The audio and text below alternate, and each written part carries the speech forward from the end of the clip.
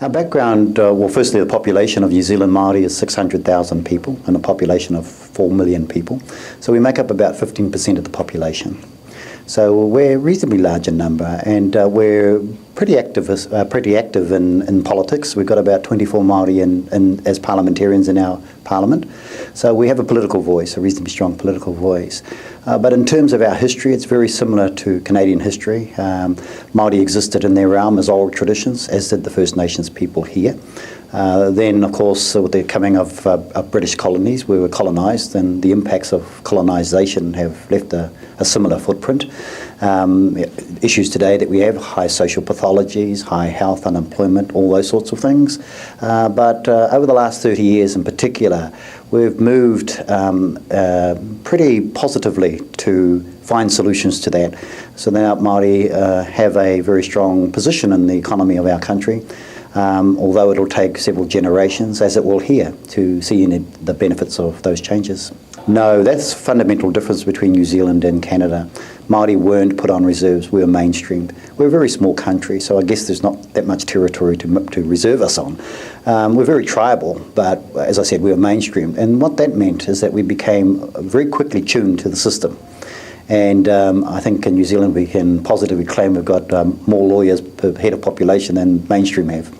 We're work in progress, we're overcoming it. And one of the big issues or opportunities for us to overcome it is that we signed a treaty in 1840.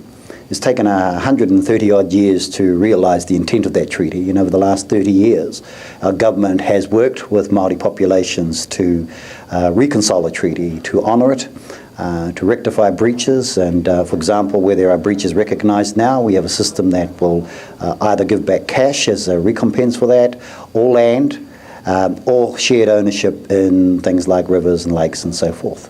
So we've moved quite a way, and for example, in 1992, New Zealand government returned 20% of the quota of fisheries back to Māori people. We now own nearly 60% of the fisheries.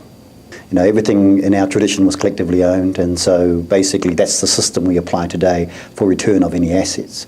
And it's based on your ability to genealogically connect. If you can connect 3 generations back, then you are entitled to be part of that tribe to share in the benefits of that return.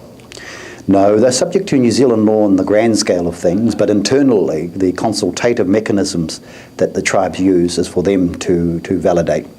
And so the chiefly realms, I guess, if you like, work with the rest of the tribe, and there is a particular process they must be able to show to validate, I guess, the voting strength and the ultimate decisions of the collective of people.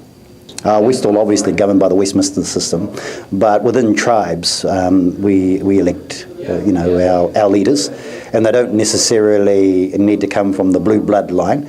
It's those who have the acumen nowadays to lead, and those who have the aspirations of the people at heart, and where the people buy into those aspirations.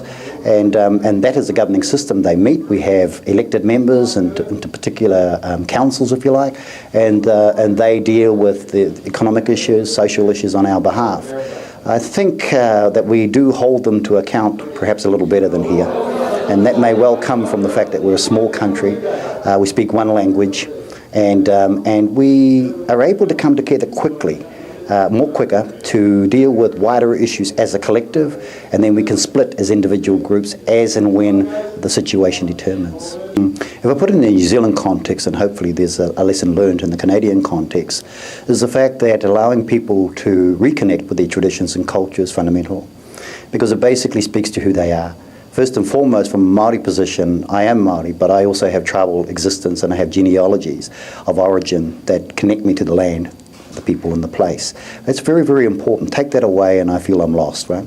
So post-colonial times, when people say traditions have been in some way, shape or form, in the way of progress.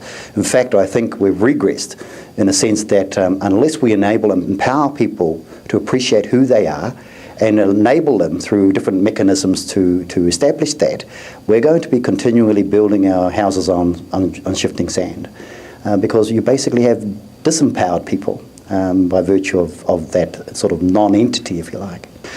Well, I think there are very great differences in the context of how we view the world. Where we've come from really does impact that. And I guess if you were Chinese in Canada, for example, I doubt that they would have many of them left their Chinese connections behind. They would view themselves as being Canadians now if they've been made citizens, but their value sets would still largely be Chinese, as they would be Italian. So for First Nations, as they should be First Nations. So that's the parallel I would draw. And but when you look at colonisation and where we were colonised from, it's understandable that history would leave a lasting imprint, and that people who came from, I guess, the colonies, from Britain, for example, might hold that particular view. But I don't think, personally, that Italians, Greeks, and others would necessarily share that. We're entrepreneurs, we're traders, very much like the first peoples were here. If you didn't trade, you didn't survive, and you basically died. And also trading was very, very important, and entrepreneurship was very, very important in interconnecting the tribes, because when you traded, you reaffirmed your relationships. You were able to just share and trade goods. Your mana or your esteem was premised on how good a trader you are often, how good an entrepreneur you were. So my view is that we were natural entrepreneurs, and but we've lost that, and I am more the pity, I guess.